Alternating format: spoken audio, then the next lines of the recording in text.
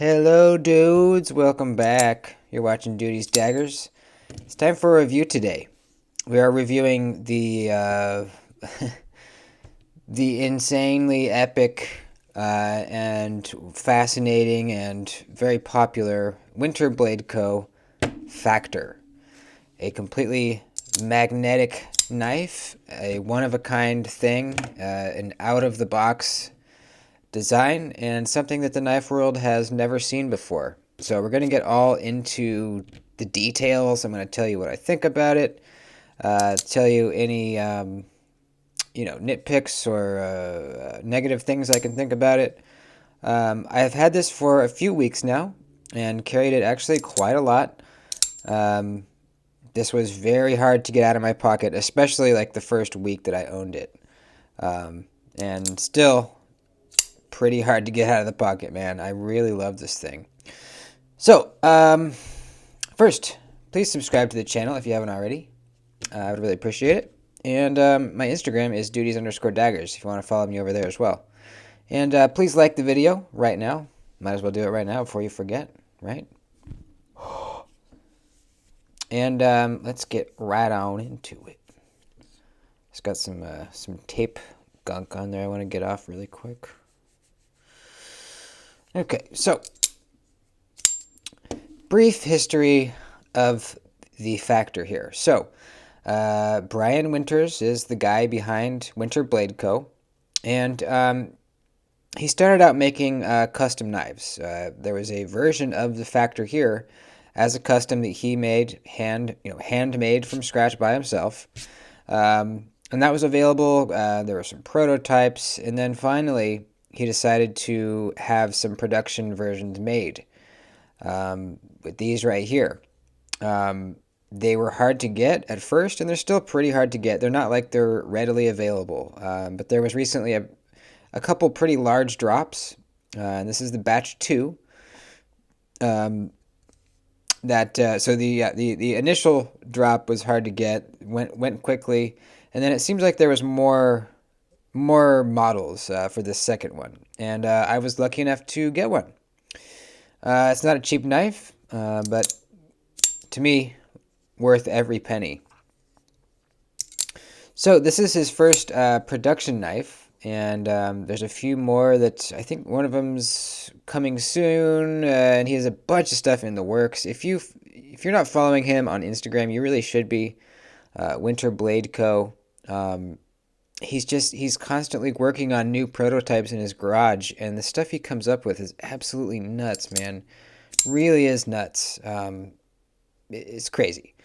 So I highly recommend following him on Instagram, and then you can get kind of news on the prototypes he's working on, if anything's coming to production and all that good stuff.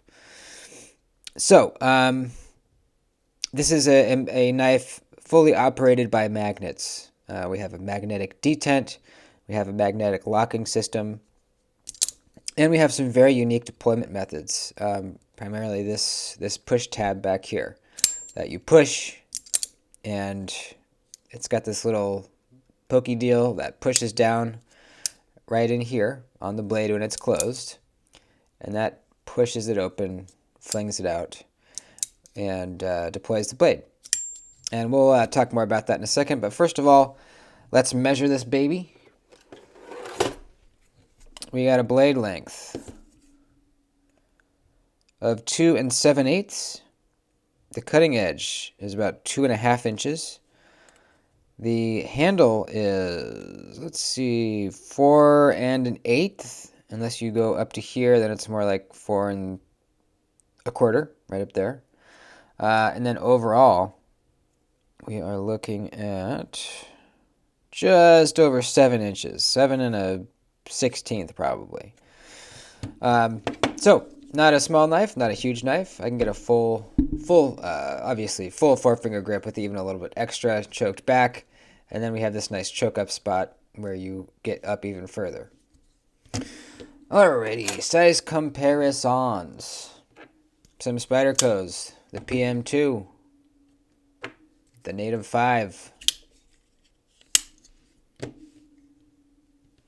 Closer to the Native 5. Those are actually pretty similar in size. Keep in mind the camera is a little bit angled back this way, so the knife in front is always going to look a little bit bigger. Hogue Deca. And we'll do the drop bear as well, why not? I'll switch them around so you can see what I mean. There you go. So it's a perfectly medium-sized knife. Now, we need to measure the thickness behind the edge. And actually, you know what? I don't think I ever did that. I already know it's very thin, just because I have fingers and I can feel it. But let's find out exactly how thin it is. For a frame of reference, a pocket knife, a folding pocket knife on the quite thick side, the thicker side of the spectrum would be around 28 to 30 thousandths. That's very thick. That's like a Benchmade Griptilian. The thin side is maybe something like 12 thousandths. That'd be the Baby Banter, I think, is like 16 thousandths or something like that. So let's see where the factor here falls into that. We'll take 3 measurements, one back here. And it looks like 15 thousandths. Awesome. Let's go to the middle. It's a little bit more at 16 thousandths. And then at the very tip, we've got, come on now, a little thicker at 17 thousandths. So that's really thin. That is perfectly thin. Gets a little thicker at the tip, which makes sense. That's usually the case. You want a little bit thicker at the tip for strength when you're doing draw cuts like this, and that's primarily what this blade shape is very good for. Is utility cuts. You have a nice low tip. This sheep's foot blade is just perfect for that. So that's very slicey. That's real nice and slicey. I can cut a little bit of paper here just to show you. It doesn't really prove much, but you can see it go through paper. Oh yeah. It's really sharp. And I've been using this. I have not strapped it yet. The blade steel is M390. And let's talk about the rest of the construction of this knife. So we got the M390 blade steel, it says it right there. By the way, no branding on this side on the blade. We got the little factor right there. And then on this side, we have a little bit of branding. Winterblade M390. I love that. I like that the show side, the blade is completely blank. That's really nice. So we have a titanium show side that has been PVD coated, black. And then we have a carbon fiber lock side. Or not really lock side, it's the clip side in this case. There's no real lock on this side. So yeah, carbon fiber clip side. We have G10 inlays on the pivot here. This is actually G10 inlaid into the pivot. And this is also G10 laid into this, this button right here. Same color G10 that this is made out of. I don't even know what you would call this piece. The deploying tab, I guess. Speaking of the deploying, well, actually, let's finish the construction of it first. We have a nice titanium pocket clip that works real nice right there. Milled titanium. What else? Yeah, that's kind of the construction. We have a stainless steel little...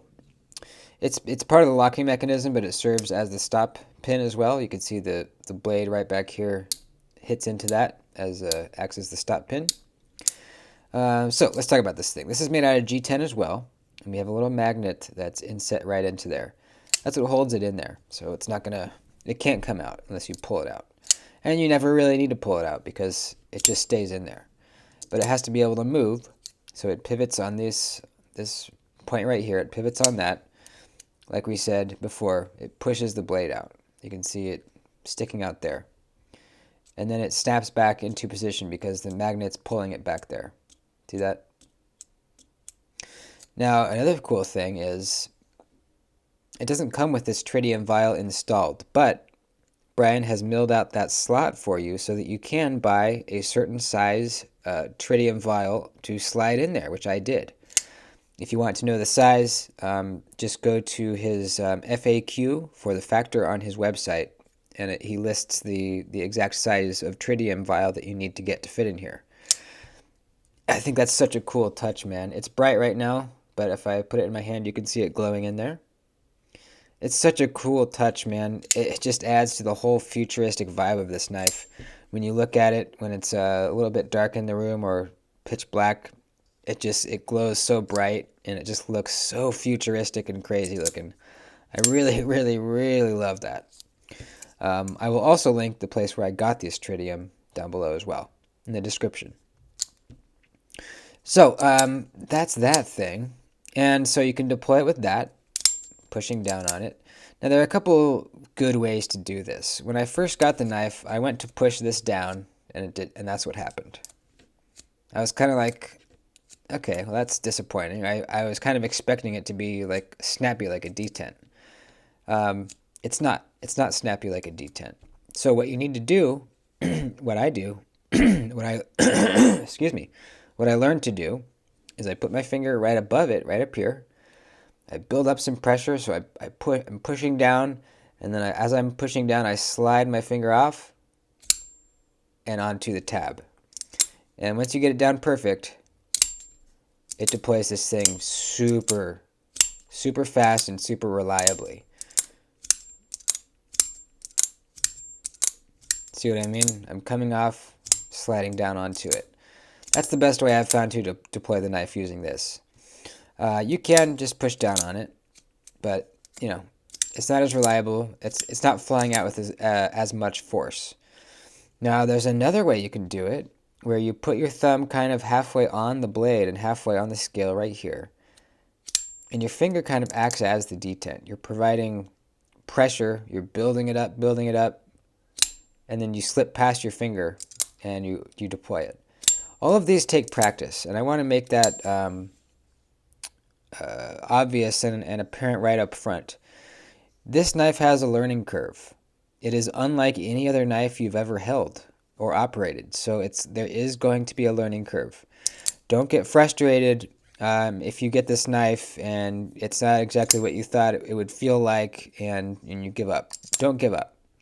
You need to mess around with it and play with it for a while before you really get the hang of it. And that's to be expected. Like I said, this is a completely new thing. So don't get discouraged. Just keep messing with it. Do the things that I just said. And even that will take practice, getting the right pressure and all that. But man, once you get it, it is so enjoyable because there's so many ways to open it. We haven't even talked about the opening slot yet. That's just this thing. So you got build up the pressure, fall down on it. You got the just straight up push on it. You can create the detent kind of with your thumb right here. That actually, when you get it good, that fucking flings it out. And then you got, what else? You could also do a weird front flipper thing where you grab it like this. You put your thumb up here almost like you would a front flipper, and then you pull this back. And it's actually pushing it against this finger back here, so it kind of looks like this. You kind of have to use your wrist a little bit, but it's weird because it looks like you're front flipping it, but really you're not. And if you're creative, you could come up with, I'm sure, your own ways to deploy this. There's just so many options. So that's just this thing. Now let's talk about the opening deployment slot, because man, this has got to be probably my favorite way to open the knife. It's just really excellent. Reverse flick, incredible, really good. Thumb flick, you don't get as good a flick with your thumb, but it's definitely doable. Now check this out. Reverse flick with the normal finger. Reverse flick with the pointer finger. Whoops. Reverse flick with this finger. And reverse flick with the pinky finger. You can reverse flick with literally every one of your fingers.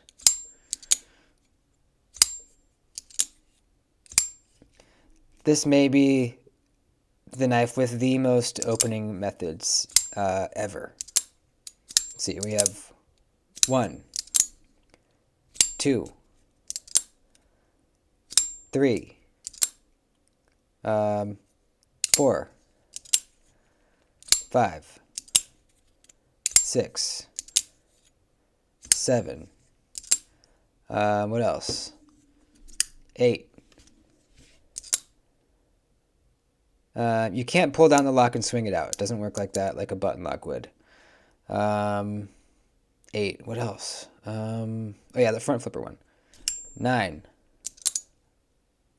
I'm sure there's more, but we'll keep on with the video here. But I'm saying there's a lot of ways. It's too much fun, dude. Not only is it fun as hell to deploy, but you get that trademark ting noise when you deploy it. Now, I've noticed that it doesn't ting super loudly every single time. And I'm not sure exactly why. It must have to do with, you know, your finger is on some part of the knife that's deadening that noise. Sometimes it does it. Sometimes it doesn't. And I don't know if that's just my knife. I don't think it is.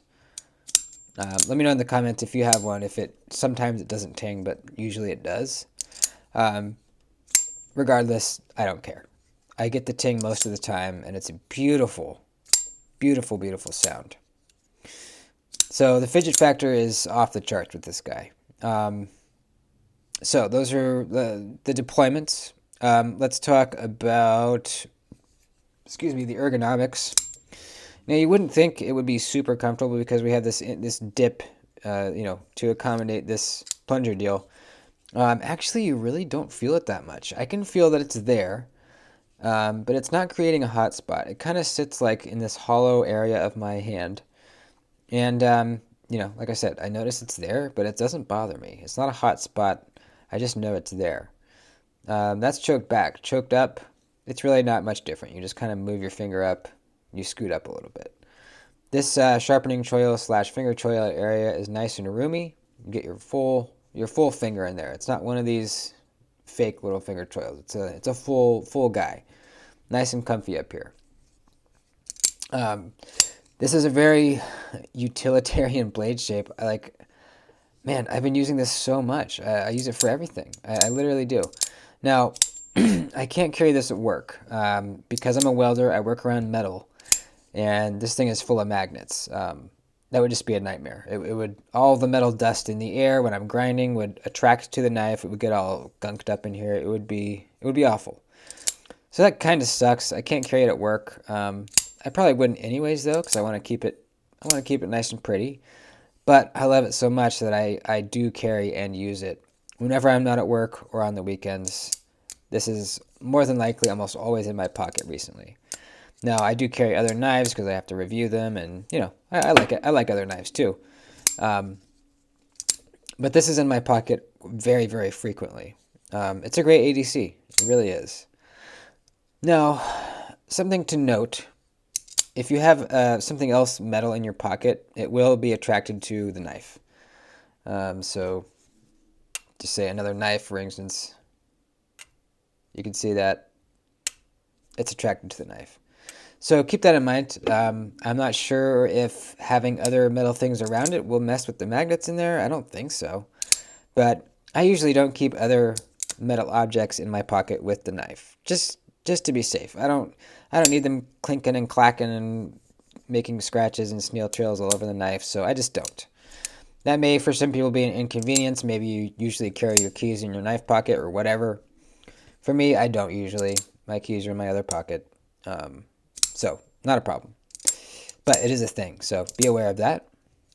What else, man? Jeez. We talked about ergonomics, the construction, the locking mechanism. So, you might think it's an axis lock style thing, but it's not. It's one side. And it's really not an axis lock at all. The only similarity is it looks similar from the outside. It's got a tab and you pull it down, right? It looks similar, same motion. But let me tell you, it does not feel like an axis lock at all. This is a completely different thing. Number one, it has a different feeling when you pull it down. So there's a magnet that's pushing it up. So you pull down to disengage, it pops back up. See? Sometimes you have to move the blade a little bit to pop it back up. But that doesn't matter. If it happens to stick down and you go to deploy it, doesn't matter. You still deploy it. So it doesn't matter. But so anyways, sorry. There's a magnet pushing it upwards into the tang of the blade in the open position. So, blade open. And I haven't taken this apart to see what's going on inside, but I can kind of tell at least a little bit from the outside. So the blade's swinging open. When it reaches the full open position, something in there slips up behind the tang, locking it in place. And, the magnet pulls it up in there. Now, to disengage, you have to pull that down, get whatever it is out of the tang of the blade so it can fall freely shut again. So, apparently this is a really secure locking system. I know Neves has done some testing on it as far as the strength of the lock. Other people have too. I've never heard of it being a weak lock or ever heard of it failing at all. That's great. It doesn't feel like an axis lock at all, and what I mean is there's a magnetic detent down here. You can see it right there. It's that metallic thing. Now, next to that is a plastic thing. And the purpose of that is, in the closed position, that magnet is pulling the blade this way. That plastic stopper is there to keep it centered, basically. If that wasn't there, the magnet would be pulling the blade this way and it would rub against the side right here. So that plastic thing has to be there. It doesn't put a mark on the blade. It kind of does, but you just wipe it off. So not a big deal. But so that is what's creating the resistance for the detent. And that's what also is kind of sucking it back closed when you shut it. And that's kind of why it feels different than an axis lock. There's no bounce. It sucks it back in there. And it's shut. It feels so cool. It's so free swinging. It keeps wanting to suck back in. It's so free swinging and just, man, it feels so good. So good, man. I've had this knife for a few weeks now and it still hasn't gotten old, I still find so much joy playing with this thing. And that's really kind of the essence of what I'm saying here is this is a very functional knife with a strong locking mechanism, but more than anything else, it makes me happy. It really, really makes me happy. You can argue that it's not the most utilitarian knife. You can argue it's inconvenient to have magnets in there. You can argue all kinds of things. But the bottom line is, I don't care because I love this thing. And it puts a big smile on my face when I hear that ting noise. And I'm never going to stop loving it. You can't dissuade me of that. So, that's it, man. I love this thing. I just absolutely love it. So, not only is it extremely fidgety and satisfying and just absolutely wild looking, if you didn't know a ton about knives and you saw this object, you would probably not even think this was a knife. Try to forget everything you knew about knives and you were just a regular person walking down the street. And you saw this on the ground, would you even think that was a knife? Probably not, dude. Honestly, probably not. It doesn't look like a knife. It just looks wild and crazy and futuristic, and I love it, man. It's a very unique blade. Let me talk about that really quick. It's a very unique sheep's foot blade. The edge kind of angles up, typically it's kind of more like that if you were, just were to tweak this down from the handle a little bit. So that's, I like that a lot. We have a really deep, this is the sharpening choil of all sharpening choils, man. Like, this is epic, man. Look at all this room you have. I don't think you would ever sharpen it this high even if you sharpened it for the rest of your life, but you could sharpen it way up to right here. Like, that's nuts, dude. Um, the huge hole that goes almost the full length of the blade, that's not something we usually see. You know, how many knives can you pinky flick? You know, so it's everything about it's unique. The brain on Brian Winters here is something else, man. A couple other things to note: this knife does come with a set of stronger magnets that I haven't tried them, but I would assume it might create more resistance deploying. I'm sure one of the strong magnets is the detent magnet. I would guess. I don't really know. The reason I haven't taken this apart is because I really like it how it is. Maybe I would like it even more with the stronger magnets, but I'm not willing to take it apart and risk messing something up and losing my ting. You know, something might change and I lose that beautiful sound. And I really am fine with it how it is. So maybe sometime in the future I will. For now, I'm perfectly fine. Also, this comes with another pivot that is basically this on both sides. This is a really cool side of the pivot, kind of just some milled slots in it. So you can get a different pivot is this on both sides. If you don't like this G10 inlaid one, you can switch it. I forget exactly. It might come with some other hardware, but those are the main things. Let's see, what else? You can reverse the pocket clip. You can see there's the two screws right there. One of them's holding in this, but there's the other open one right there, so you can reverse it. This is a completely ambidextrous knife because you got the hole. You can operate the lock with your pointer finger. It's actually really easy to do. This knife is very easy to operate left-handed. Super duper easy. And of course, this push tab is ambidextrous.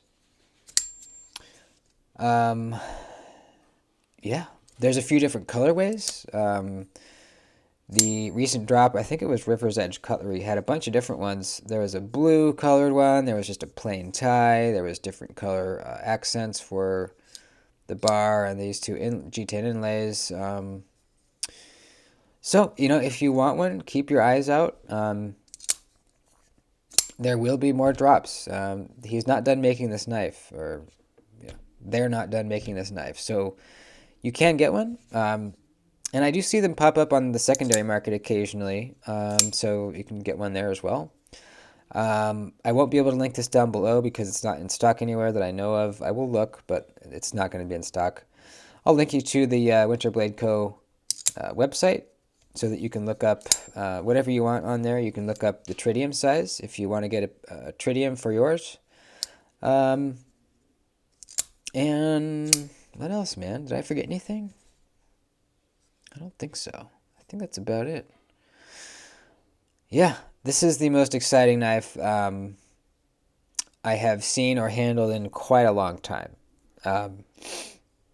This was a new experience in the knife world that I haven't had in a very long time, ever since I first started collecting.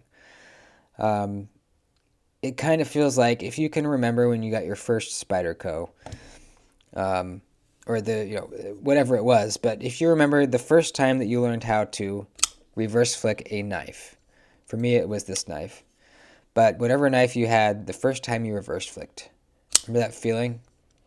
It looked so cool because you had never seen anyone open a knife like that before, and you thought, wow, I need to learn how to do that. It looks so cool. Now it's just second nature to most of us. But if you remember that feeling, it's similar with this knife because it's a new thing, you know?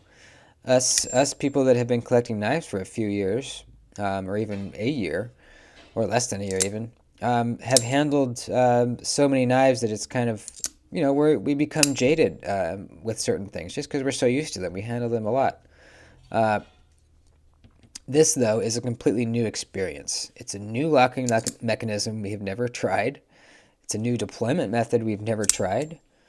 There's magnets in here that have never been in knives before. So it's just cool, man. Even if you don't really like the knife, I think you should at least try one. At least try it, man. If you call yourself a knife nut, you should at least try it just because it's it's cool as hell, man.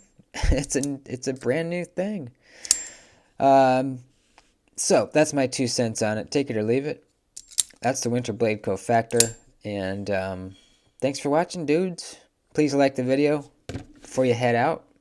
Sorry if I was fidgeting too much throughout the video. I didn't really set it down very often, but I couldn't help myself. I'm sorry. All right, this was a half-hour long review. I have a lot to say about the Factor. Hope you guys hung in there. I love you. Peace and love. I'll see you in the next one.